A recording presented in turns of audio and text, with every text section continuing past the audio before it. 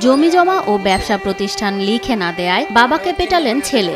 আমার ছেলে বান্ধা হাই বাইরেছে, আমার বউ আমার বুকের উপর বইয়া হাত বান্ধা সে হাতে যতটুক পারছে তসারিং করছে। আমার ভাই কত কষ্ট দিয়ে মারছে, মুয়ের ভিতরে কাপড় দিয়ে হাত পা বান্ধা।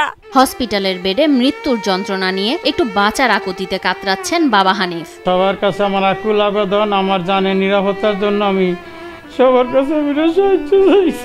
স্ত্রী রাবেয়া, ছেলে ওমর ফারুক সহ ৬-৭ জন মিলে হাত পা বেঁধে মুখে গামছা দিয়ে কষ্টে পেঁচিয়ে লোহার রড দিয়ে এলো পাথারি পেটালেন আবু হানিফকে। এক্ষেত্রে ১.৫ ঘন্টা সময় আমাকে মারছে ৬-৭ জন মানুষ।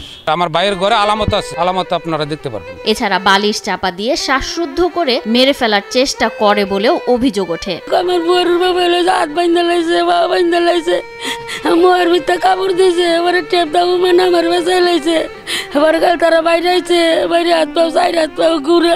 সকাল হলে স্ত্রী, মেয়ে এবং কাজের লোক মিলে কালীগঞ্জের স্বাস্থ্য কমপ্লেক্সে নিয়ে যান তাকে। সেখান থেকে হানিফের বাবা ও বোন মিলে তাকে কালীগঞ্জে একটি স্থানীয় হাসপাতালে ভর্তি করেন। গাজীপুর জেলার কালীগঞ্জ উপজেলার বাহাদুর সাদি গ্রামের বাসিন্দা আবু হানিফ গত কয়েকদিন ধরেই হানিফের ছেলে ফারুক তার বাবাকে মেরে ফেলার হুমকি দিচ্ছেন বলে অভিযোগ করেন হানিফের স্বজনেরা। জায়গা সম্পত্তি তো অবশ্যই আছে, আমার ভাই কোটিপতি, আমার ভাইয়ের বিশাল সয় সম্পত্তি আছে। আমার ভাই যা করছে ছেলে মেয়ের জন্য করছে, ছেলে মেয়ে জীবিত থাকতে চাইছে নাকি দেয় নাই, বলছে আমি মরে গেলে তোরাই পাবি। ওনারা দীর্ঘদিন যাবত চাপ সৃষ্টি করে যে এই ছেলের নামে সম্পত্তি দিয়ে আমার জন্য বউ ফোলা মানে এরকম সবসময় নির্যাতন করে। আমার বাইরে হাত বানছে, বাবা বানছে, ভাই তাহাজ্জুদের নামাজ পড়ছে 3:30টার সময় উঠা, তাহাজ্জুদের নামাজ পড়ছে, আবার একটু যাবো আইছে বলে যাবো আইছে কয়, এবারে কাইতে বিলে পরে বছরের নামাজ পড়বো। এই মুহূর্তে আমার বাইরে আয়া বলে 4-5 জনের যাইতে ধরে টাচ করে ভালাই দিছে পরে আর কি করবো ভাই, আমার বউর বাবা হাত বান্ধা লাইছে, বাবা বান্ধা লাইছে, মুয়ের ভিতরে কাপড় দিয়েছে, এবারে টেপ দাবো মানে আমার বেসাই লাইছে, ভাই মারছে অনেক কষ্ট দিয়া। আমরা যদি জানতাম তো চাইয়া দেখলাম হইলে জানি না তো আমরা বড় গুনছি 11:30টার সময় আমার জিয়ে ডাইয়া কইছে, মা গো মা আমার বেলাইছে।